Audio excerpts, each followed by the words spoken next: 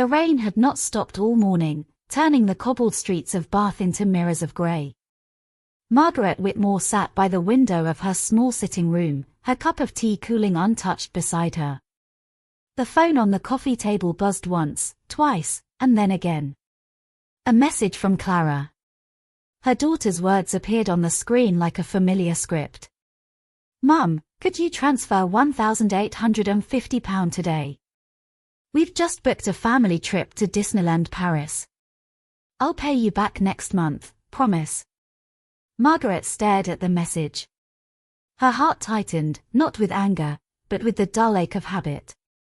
She had received so many similar requests before: school uniforms, a new washing machine, a deposit for Clara's car.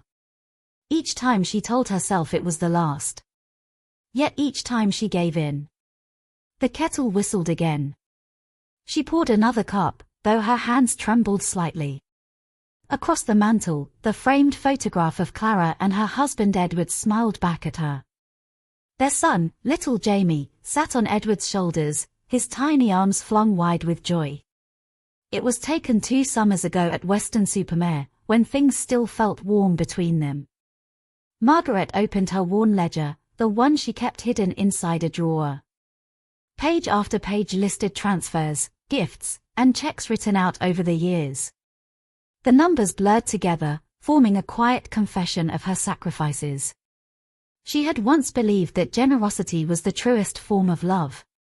But lately, it had begun to feel like a chain. Her phone buzzed again. "Mum, did you see my message? We need it today or the booking's gone." Margaret took a long breath. Her reflection in the window looked older than she felt, lined, weary, but not weak. Her fingers hovered above the phone before she typed her reply. "Clara, I can't keep sending you money like this. I'm sorry, but I have to stop." For a moment, she almost deleted it. Almost. But then she pressed send. The rain outside seemed to fall harder, as if echoing the silence that followed. Moments later, the phone rang, Clara's name flashing bright across the screen. Margaret hesitated, then answered. "Mum," Clara said, her tone sharp with disbelief. "You can't be serious." "I am, love," Margaret replied softly. "I can't afford to keep doing this. You've always helped." "Why now?" "Because I need to start thinking about my own life before it's gone." There was a long pause, then Clara's voice cracked with fury. "You're unbelievable. You'd rather hoard your money than see your own grandson happy." The line went dead. Margaret sat frozen, her tea untouched, the sound of rain swallowing her thoughts. For the first time in years, she felt both terrified and free. Yet deep down, she knew, this was only the beginning. The following morning, Bath was wrapped in mist. The old city, usually alive with chatter from the market square, seemed unusually still. Margaret sat at her writing desk, the small lamp casting a pall of light over her open ledger. Her pen traced the faded ink of her own handwriting, records stretching back nearly 2 decades. There it was, tuition fees for Clara's university, the deposit for her first flat in Bristol, countless little notes marked, emergency. Every page was a reminder that Clara's emergencies had somehow become her own. Margaret let her fingers rest on the final page. The numbers no longer frightened her, but they exhausted her. She had spent more than £50,000 over the years, almost her entire savings. All gone, quietly, in the name of love. A knock startled her. The door creaked open before she could answer. "Mum." Clara's voice drifted in, brittle but familiar. She stepped inside without waiting, her face pale, eyes red-rimmed.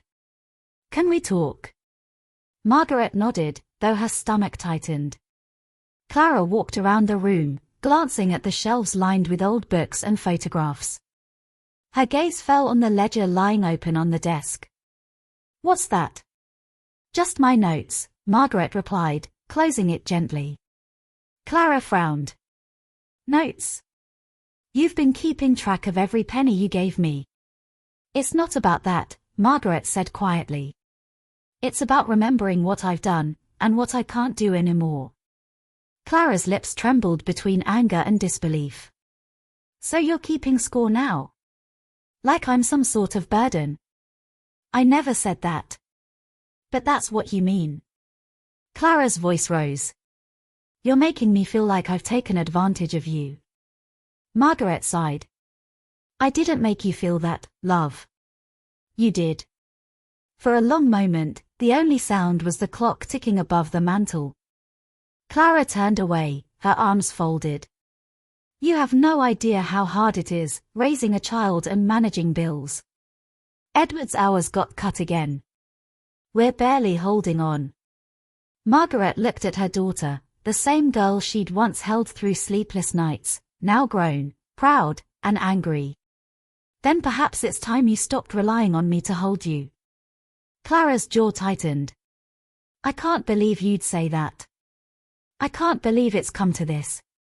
Clara's eyes darted back to the ledger. You kept everything.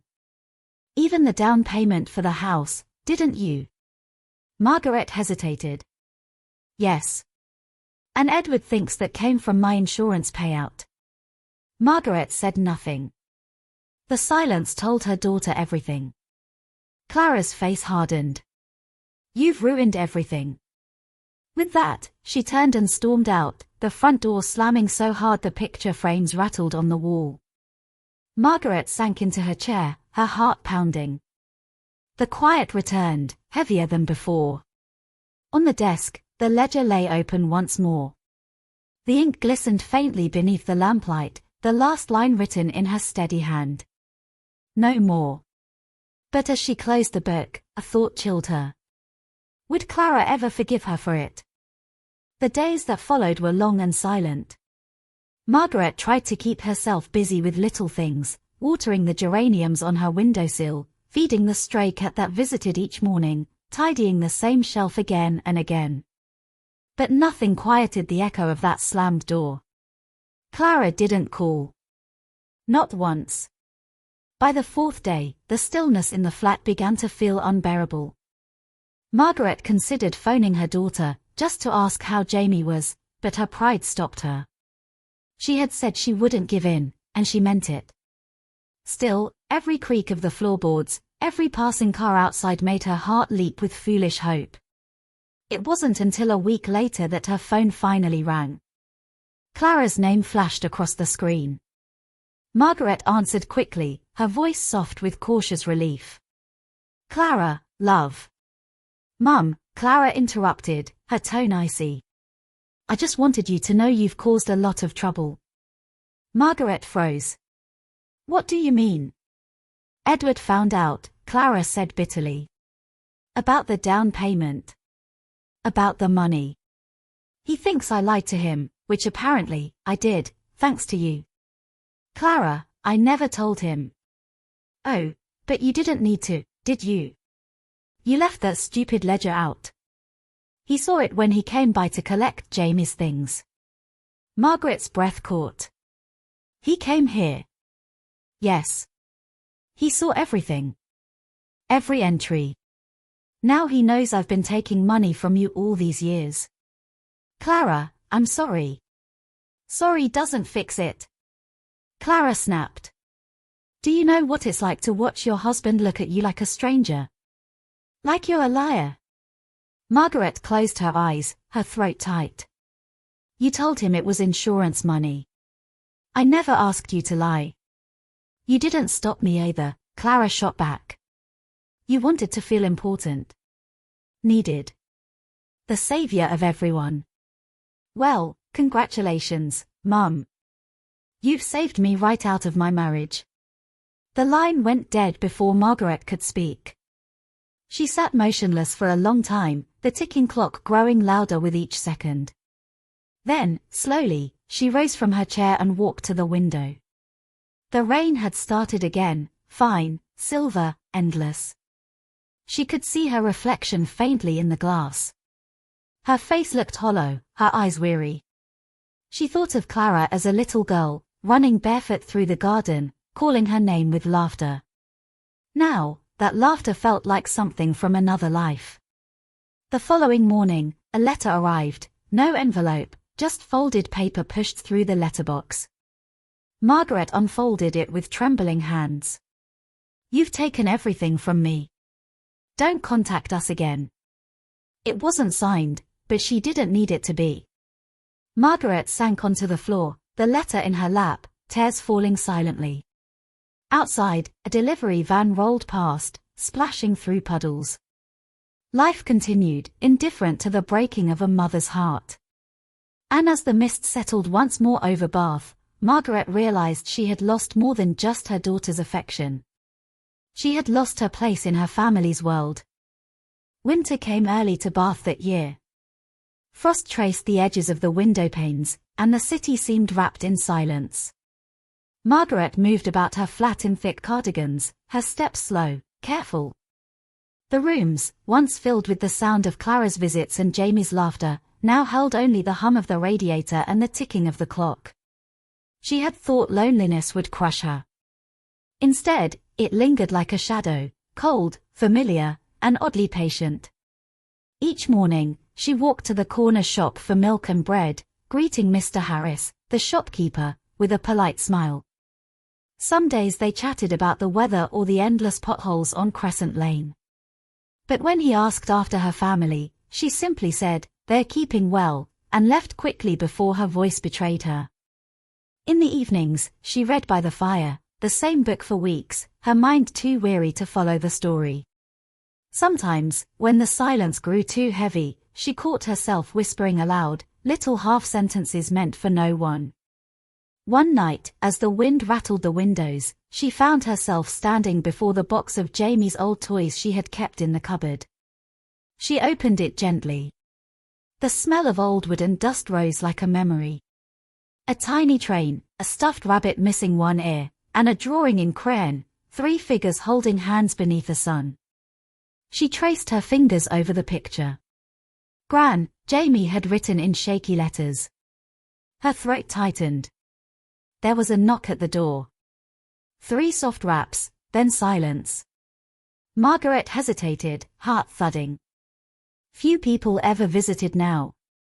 She opened the door a crack, and saw Edward standing on the step, rain dripping from his coat.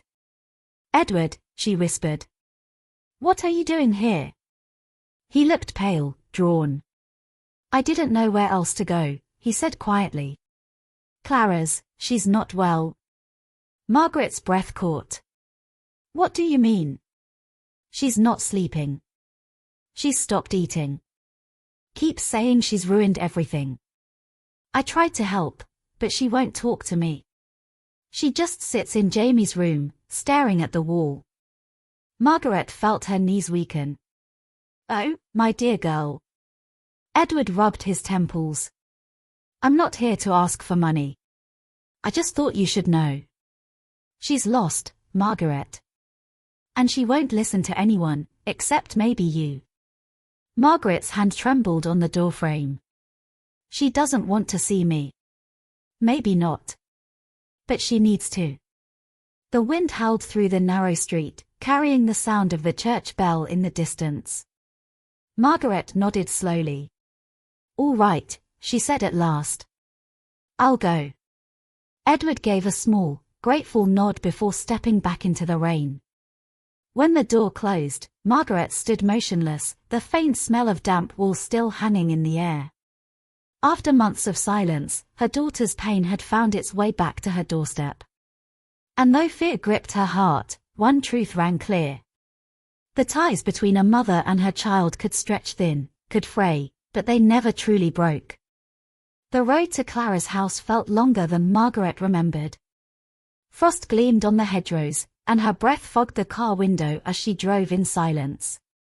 Every bend seemed to carry the weight of memories she'd rather forget, Clara's laughter as a girl, her wedding day, and the first time she'd brought baby Jamie home to meet his grandmother.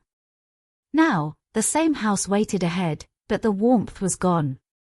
The curtains were drawn, the garden overgrown, and the brass knocker dulled with neglect. Margaret hesitated before knocking.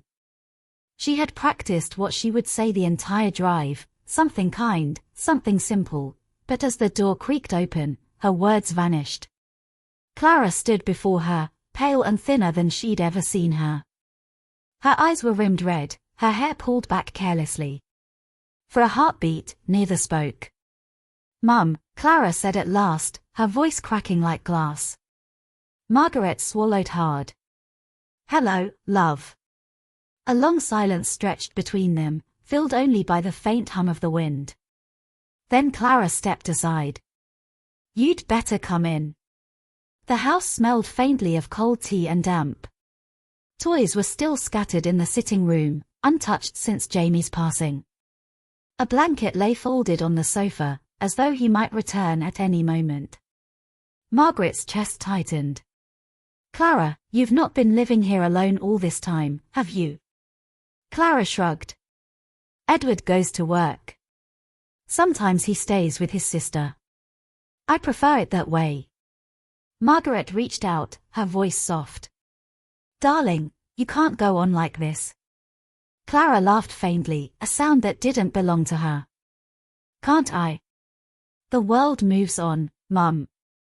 People expect you to move on too. They tell you to heal, to be grateful, to keep breathing. But what if I don't want to?" Tears glimmered in her eyes. Margaret moved closer, trembling. "You have to want to live, Clara.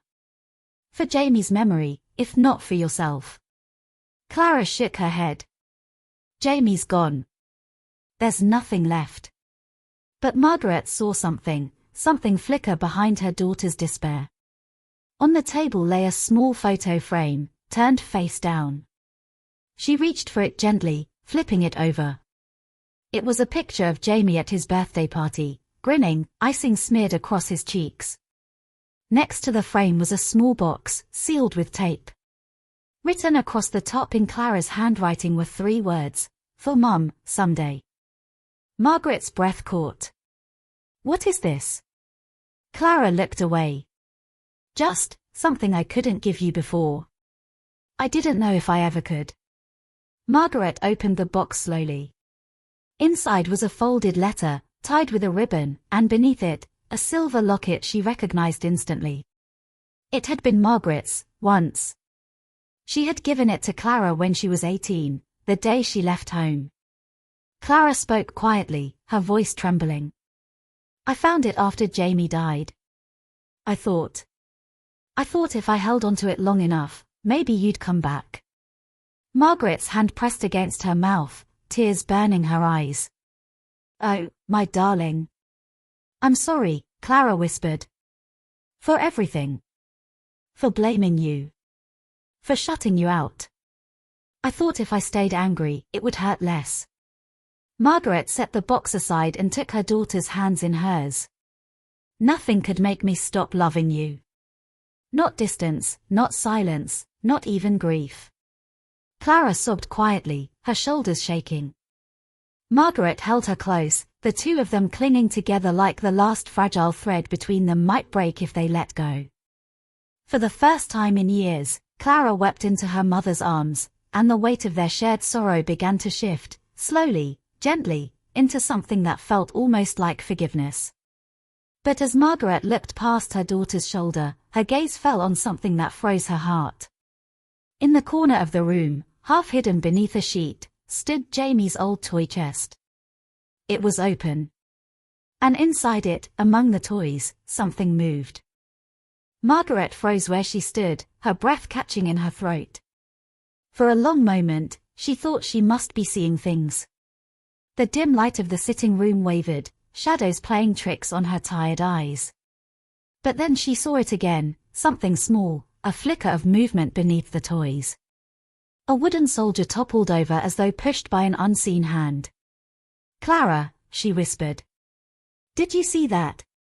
Clara frowned, following her mother's gaze. "See what?" "The chest," Margaret said, her voice trembling. It moved. Clara stared at the open toy box, confusion clouding her expression. "It's just the draft, Mum. The house is freezing. You're imagining things." But Margaret shook her head slowly. The air around them had shifted, thick and heavy, as though the room itself was holding its breath. Then, faintly, came a sound. A soft, rhythmic tapping. Tap, tap, tap. Clara went still, her eyes widening. What was that? Margaret's heart hammered against her ribs. It's coming from inside. Without thinking, she took a step forward, her shoes creaking on the wooden floor. Clara caught her arm. Mum, don't. But something stronger than fear pulled Margaret closer. Her trembling hands reached for the lid, lifting it higher.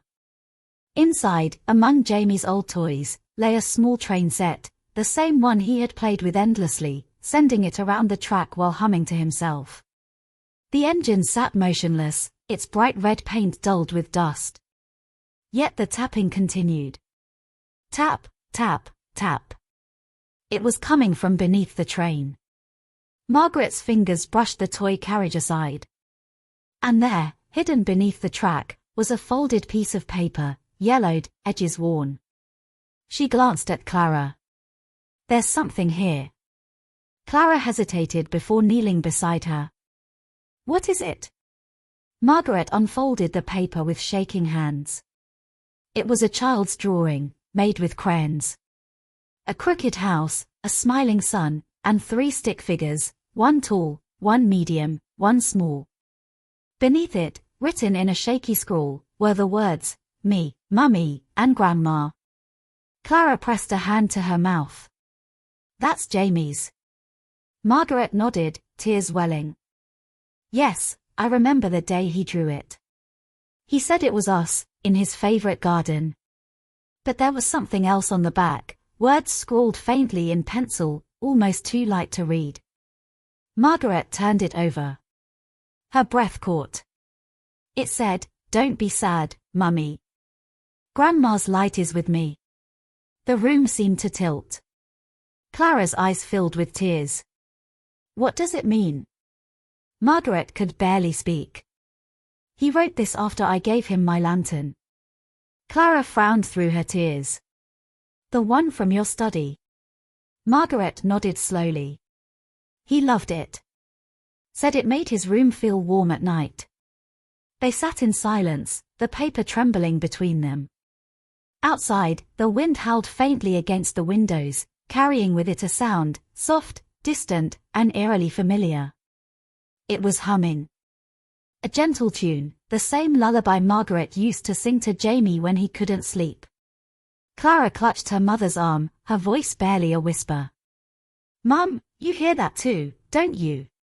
Margaret didn't answer. Her eyes filled with tears as the melody swelled, filling the room with a strange, aching calm. The toy train gave a sudden click. Its wheels began to turn, slowly, shakily, as if powered by something unseen. Margaret covered her mouth, trembling. He's here, she whispered. Jamie's here. Clara's sob broke the silence. She reached for the drawing again, her fingers tracing the uneven lines. He never left, did he? Margaret shook her head softly. No, love. He never left us. For the first time since her son's passing, Clara's tears were no longer only of sorrow, they carried something else. A fragile, flickering piece. The train completed one final loop before falling still. The house grew quiet again, but the chill had lifted, replaced by a gentle warmth that lingered in the air like a promise. Margaret gathered Clara into her arms, whispering, he wanted you to know he's all right. And as they sat together on the cold floor, surrounded by the echoes of memory, the faint glow of the lantern from Margaret's old study began to shimmer softly from across the room, though neither of them had lit it. The following morning, the frost had melted into a pale mist that drifted across the garden. The world outside felt gentler somehow, as though the air itself had softened after what had happened the night before. Margaret woke on the sofa, a blanket wrapped around her shoulders. The faint scent of lavender lingered, Clara's old habit of spraying the room before bed. For the first time in years, the house didn't feel cold or abandoned. It felt alive. Clara was already in the kitchen when Margaret rose. The kettle whistled softly, and the scent of tea filled the air. "Morning, Mum," Clara said quietly. "I wasn't sure if you'd sleep." Margaret smiled faintly. "I did. Better than I have in a long time." Clara nodded, handing her a steaming cup. "I dreamt of him," she murmured. "He was laughing, running through the garden. It felt so real." Margaret's eyes softened.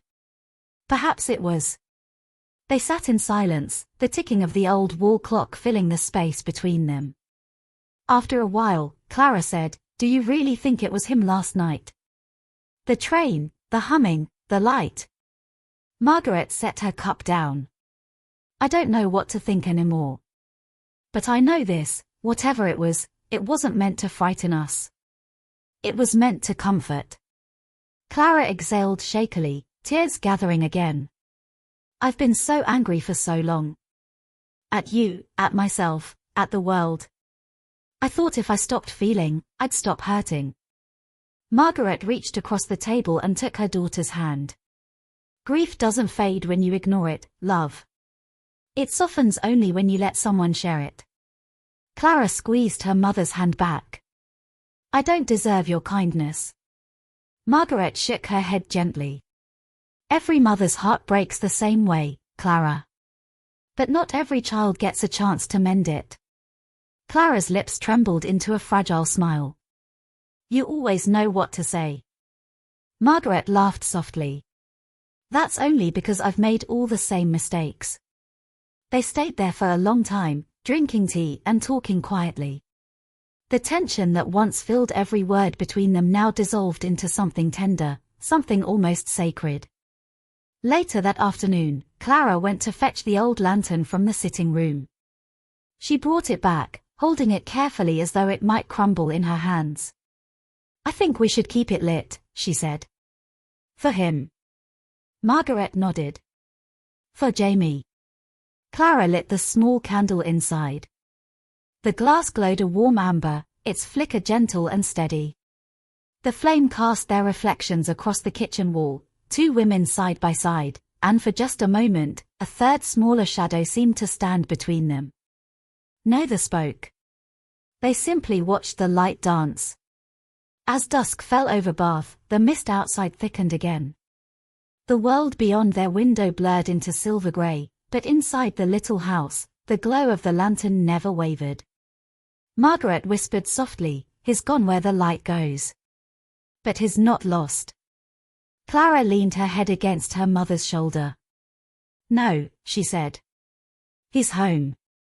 And as they sat together in the quiet warmth, the faint sound of a train whistle echoed from somewhere far away, a soft, distant goodbye carried on the wind. The lantern's flame trembled once, as though in answer, before settling into a peaceful, steady glow that would not fade until morning. Spring had arrived in Bath, the kind of spring that carried the scent of rain and blooming lilacs through the narrow streets. Margaret sat by her window, the same one where she had once watched Clara drive away in anger. But this morning, the view was different. There was a knock at the door, soft, hesitant. Clara stood there, not with shopping bags or demands, but holding a small basket of fresh bread. Her eyes looked tired but softer somehow, stripped of pride. "Mum," she said quietly. "I baked these. Thought you might like some." Margaret hesitated before opening the door wider. It wasn't forgiveness, not yet, but it was a beginning. Clara entered, looking around the modest flat. "It's smaller than I remember," she said, smiling faintly. "But warm." They sat together by the fire, neither speaking much. Outside, the bells of Bath Abbey chimed softly, marking the hour. Clara told her how she had found part-time work at a local cafe while Tom took evening shifts at the garage. They were saving to fix the stove, to buy groceries, and for the first time in years, doing it without asking for help. Margaret listened, a quiet pride blooming within her chest. It wasn't about money anymore, it was about growth, about finally seeing her daughter stand tall on her own. As Clara poured tea, her hand trembled slightly. I was wrong, Mum, she admitted. I thought love meant never having to struggle. But I see now, you were teaching me something I refused to learn. Margaret reached across the table and placed her hand over Clara's. Love isn't always giving, Clara. Sometimes it's letting go. They sat in silence for a while, the fire crackling softly. The distance between them no longer felt so vast. When Clara rose to leave, she paused by the door. I'll come again next week, she said. And maybe bring the boys. They've missed you. Margaret smiled, her eyes glistening. I'll put the kettle on. As the door closed behind her daughter, Margaret turned back to the fire. For the first time in a long while, she felt a sense of peace, a warmth that came not from giving everything away, but from knowing when to hold something back. Outside, the rain began to fall softly against the windowpane, and Bath shimmered in the silver light of a new beginning.